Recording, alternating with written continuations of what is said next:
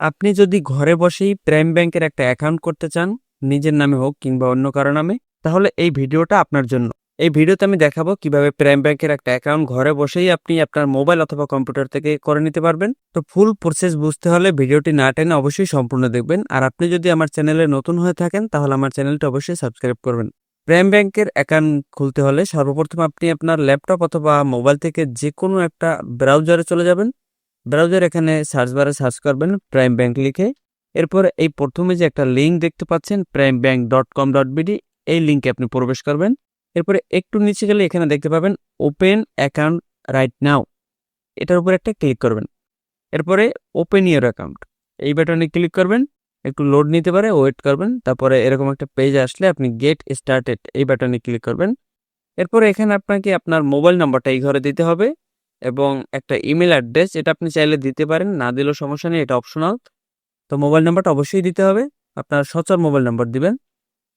এরপরে এইখানে যে একটা ম্যাথমেটিক্যাল টার্ম বা একটা গাণিতিক হিসাব দেখতে পাবেন, যোগ বিয়োগ গুণ ভাগ যে কোনো কিছু থাকতে পারে, যেটাই থাকুক সেটার ফলাফলটা আপনি নিচে লিখবেন। এরপরে এই ঘরে একটা টিক মার্ক দিয়ে সাইন ইন বাটনে ক্লিক করবেন।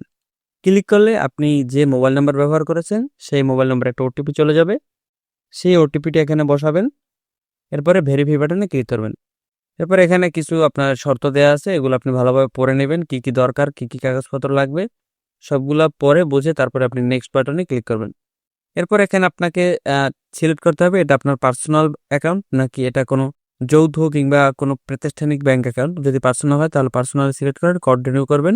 এরপর এখানে আপনাকে এনআইডি ভেরিফিকেশন করতে হবে। এই জন্য আপনাকে এনআইডি কার্ডের সামনের পাশের ছবিটা এই ঘরে ক্যাপচার অথবা আপলোড করতে হবে।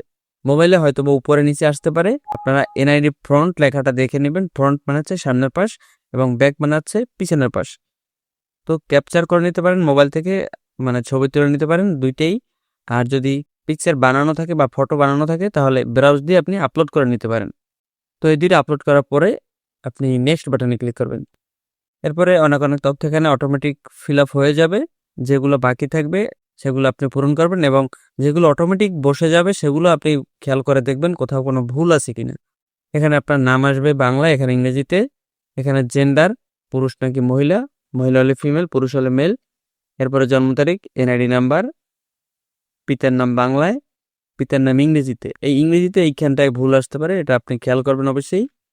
এরপরে মাতার নাম বাংলা, মাতার নাম ইংরেজি। এরপরে ম্যারিটাল স্ট্যাটাস, এখানে যদি আপনি বিবাহিত হন তাহলে ম্যারিড, আর অবিবাহিত হলে আনম্যারিড দিবেন। এরপরে এখানে আপনাকে আপনার ঠিকানা দিতে হবে, পার্মানেন্ট অ্যাড্রেস মানে স্থায়ী ঠিকানা। এখান থেকে আপনার বিভাগটা সিলেক্ট করবেন। এরপরে জেলা, এরপরে ঘরে উপজেলা। এরপরে আপনার পোস্ট কোড, পোস্ট অফিসের যে কোডটা সেটা আপনি লিখবেন। যদি না জানেন পোস্ট কোড কত তাহলে এনআইডি কার্ডের পিছনে দেখবেন লেখা আছে। এরপরে আপনার ইউনিয়ন অথবা ওয়ার্ডের নাম্বার এখানে লিখবেন বা নাম লিখবেন। এরপরে গ্রামের নাম লিখবেন, ঘরের হোল্ডিং নাম্বার অথবা বাড়ির নাম্বারটা লিখবেন। এরপরে আছে প্রেজেন্ট অ্যাড্রেস মানে বর্তমান ঠিকানা। আপনার যদি স্থায়ী ঠিকানা বর্তমান ঠিকানা একই হয় তাহলে স্থায়ী ঠিকানা বসানোর পরে এই ঘরটা টিক মার্ক দিলে ওই ঠিকানাটাই এখানে আবার অটোমেটিক বসে যাবে একইভাবে। আর যদি বর্তমান ঠিকানাটা আলাদা হয়ে থাকে তাহলে আপনি আলাদাভাবে একইভাবে বসিয়ে নেবেন। আমার যেহেতু একই আমি টিক মার্ক দিয়ে দিলাম। এরপরে মেইলিং অ্যাড্রেস মানে হচ্ছে আপনাকে যদি কোনো চিঠিপত্র তারা পাঠায় কিংবা কোনো কাগজপত্র চিঠির মাধ্যমে পাঠায় তাহলে কোন ঠিকানায় পাঠাবে, পার্মানেন্ট নাকি প্রেজেন্ট। যদি আপনার দুইটাই একই হয় তাহলে আপনি যে কোনোটা সিলেক্ট করতে পারেন। আর যদি দুইটা আলাদা আলাদা হয় তাহলে আপনি বুঝে শুনে দিবেন যে কোনটা আপনার চিঠি আসলে সুবিধা হবে, সেই অ্যাড্রেসটা আপনি সিলেক্ট করে নেবেন। এরপরে কন্টিনিউ করবেন। এখানে অ্যাপ্লিকেন্টের ইমেজ মানে যার জন্য আপনি অ্যাকাউন্টের আবেদন করতেছেন তার একটা ছবি এখানে ক্যাপচার করতে হবে। তো ছবি তোলার পরে নেক্সট বাটনে ক্লিক করলে এরকম আরেকটা পেজ আসবে। এখানে আপনাকে বলতেছে যে আপনি কোন ধরনের অ্যাকাউন্ট খুলতে চান, ইসলামী নাকি কনভেনশনাল। তো আপনি যদি কনভেনশনাল খুলতে চান তাহলে কনভেনশনাল দিবেন, যেটাই হোক সেটা আপনি সিলেক্ট করে নেক্সট বাটনে ক্লিক করবেন বা কন্টিনিউ করবেন। এরপর এখানে অনেক ধরনের ক্যাটাগরি আছে, কোন ক্যাটাগরিটা আপনার জন্য ঠিক আছে বা কোন ক্যাটাগরিটা আপনার খোলা উচিত সেটা আপনি আগে বিস্তারিত পরে নেবেন, জেনে নেবেন। এরপরে সেই পছন্দের ক্যাটাগরিটা আপনি এখান থেকে সিলেক্ট করে কন্টিনিউ করবেন। তো কন্টিনিউ করার পরে আপনি কোন ব্রাঞ্চে অ্যাকাউন্টটা ক্রিয়েট করতে চান সেই ব্রাঞ্চটা এখান থেকে আপনাকে সিলেক্ট করতে হবে।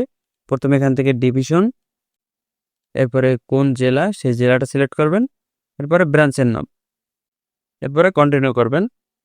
এরপরে এখান থেকে আপনাকে জিজ্ঞেস করা হবে যে আপনার ট্রানজ্যাকশনটা মাসে কিরকম হবে। তো রেগুলার যেটা সেটা হচ্ছে গ্রেটার দেন 1 লক্ষ, মানে 1 লক্ষ টাকার বেশি। আর সিম্পলিফাইড যেটা লেস দেন অর ইকুয়াল 1 লক্ষ, 1 লক্ষ টাকা বা তার কম। সেটা হলে আপনি যেটাই হোক সেটা সিলেক্ট করবেন। এরপর আপনার পেশা দিবেন। যদি আপনার পেশাটা লিস্টে না থাকে তাহলে আপনি আদার সিলেক্ট করে এখানে টাইপ করে দিতে পারেন। এরপর আপনার মান্থলি ইনকাম কত সেটা এখানে লিখে দিবেন। এটা আনুমানিক দিবেন, কম বেশি হতে পারে, কোনো সমস্যা নেই। এরপর এখান থেকে আপনার টিন নাম্বারটা দিতে হবে। টিন মানে হচ্ছে ট্যাক্স পেয়ার আইডেন্টিফিকেশন নাম্বার। একটা টিন সার্টিফিকেট কিভাবে খুলতে হয় যদি আপনারা না জানেন তাহলে আমাকে কমেন্ট করে জানাবেন, সেটা নিয়ে একটা ভিডিও বানাবো। তো ট্যাক্স সার্টিফিকেট খোলার পরে আপনার যে টিন নাম্বারটা পাবেন সেই টিন নাম্বারটা এখানে ব্যবহার করবেন। এরপরে এখানে আপলোডে ক্লিক করে আপনার ট্যাক্স সার্টিফিকেটটা আপলোড করবেন। এরপরে কন্টিনিউ করবেন। এরপরে আপনার নমিনির নাম এখানে দিতে হবে। আপনি নমিনি যে কাউকে দিতে পারেন, পরিবারের বাইরে যাই হোক, তার নামটি আপনি এখানে লিখবেন। নমিনি আপনার কি হয় বা যার জন্য অ্যাকাউন্ট করতেছেন তার কি হয় সেই রিলেশনটা এখান থেকে সিলেক্ট করে নেবেন। এরপরে তার জন্ম তারিখটা দিতে হবে। নমিনির অবশ্যই এই জন্ম তারিখটা নমিনির জন্ম তারিখ দিবেন। তারপরে শেয়ার, যে আপনার নমিনি কত পার্সেন্ট শেয়ার পাবে সেইটা আপনি এখানে দিবেন।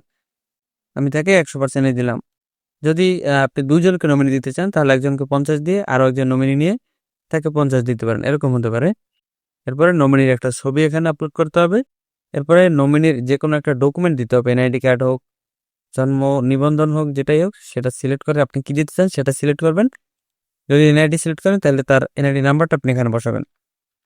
এরপরে নমিনির আইডি কার্ড, আপনার আইডি কার্ড যেরকম আপলোড করেছিলেন সামনের পাশ এবং পিছনের পাশ আলাদা আলাদা, ঠিক একইভাবে নমিনিটাও এখানে আপলোড করবেন। এরপরে নমিনির একটা মোবাইল নাম্বার দিবেন, ইমেল অ্যাড্রেস এটা না দিলেও হবে।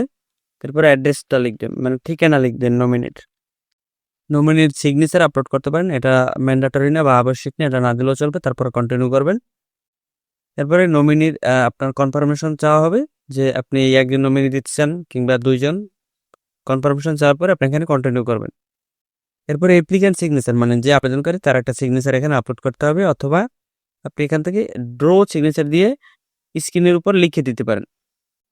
তো আমি আপলোড করব, আবেদন আপলোডে ক্লিক করলাম, তারপরে কন্টিনিউ। এরপর আপনি কি ডেবিট কার্ড চান তাহলে ইয়েস দিবেন এবং এখানটা টিকমার্ক করবেন। চেকবুক চান কিনা, যদি না চান তাহলে নো, চাইলে ইয়েস। এরপরে কার্ড এমবোসিং নেম, মানে কার্ডের উপরে কি নাম লেখা থাকবে সেই নামটা এখানে লিখবেন।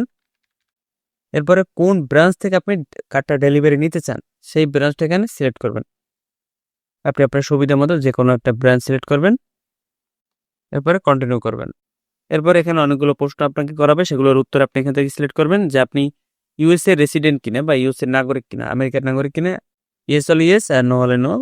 তো এখানে আপনি সবগুলা পরে তারপরে সিলেক্ট করবেন do you hold US permanent resident card, USA permanent card আছে কিনা। তারপরে সবগুলো ইউএস ভিত্তিক, তো আমার সবগুলো নো। এরপরে আমি টিক মার্ক দিয়ে কন্টিনিউ করলাম। এরপরে এখানে অনেকগুলা লেখা আছে, যদি আপনার বুঝতে অসুবিধা হয় লেখাটা কপি করে আপনি ট্রান্সলেট করে পড়ে নিতে পারেন। ইয়েস হলে ইয়েস দিবেন, নো হলে নো। এরপর টিকমার্ক দিয়ে কন্টিনিউ করবেন।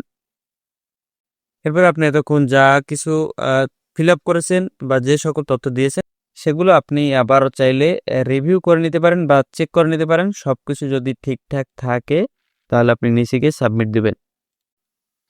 এরপরে এরকম একটা পেজ আপনি বা এরকম একটা ইন্টারফেস দেখতে পাবেন যেখানে লেখা থাকবে অ্যাপ্লিকেশন রিসিভড সাকসেসফুলি। আপনি যে অ্যাকাউন্টের জন্য আবেদন করেছেন সেটা সাকসেসফুলি ভাবে তারা রিসিভ করেছে। এরপর লেখা আছে your prime bank digital account opening application has been submitted after verification or review, মানে রিভিউ অথবা ভেরিফিকেশন করার পরে the activation will be notified. আপনাকে তারা নোটিফিকেশন দিয়ে জানিয়ে দেবে যে আদৌ আপনার অ্যাকাউন্টটা খোলার যোগ্য কিনা, বা যদি না হয় সেটাও আপনাকে জানিয়ে দেবে। অবশ্যই সকল তথ্য সঠিক দিলে আপনার ব্যাংক অ্যাকাউন্ট হয়ে যাবে। এরপরে আপনি এখান থেকে পিডিএফটা ডাউনলোড করে নিতে পারেন। আর অবশ্যই এই ট্র্যাকিং আইডিটা আপনি সংরক্ষণ করে রাখবেন যদি ভবিষ্যতে কোনো দরকারে আসে।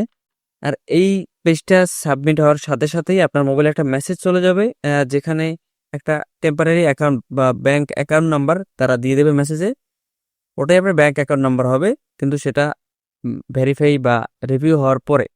তো আজকে ভিডিওটি এই পর্যন্ত। ভিডিওটি যদি সামান্য উপকার আসে তাহলে ভিডিওটা অবশ্যই লাইক করবেন আর কমেন্ট করে জানাবেন বুঝতে কোনো অসুবিধা আছে কিনা। যদি কোনো অসুবিধা থাকে এর পরেও তাহলে আমি কমেন্টে রিপ্লাই দিয়ে বুঝিয়ে দেওয়ার চেষ্টা করব। তো আমি সকলকে ধন্যবাদ দিয়ে ভিডিওটি এখানেই শেষ করছি।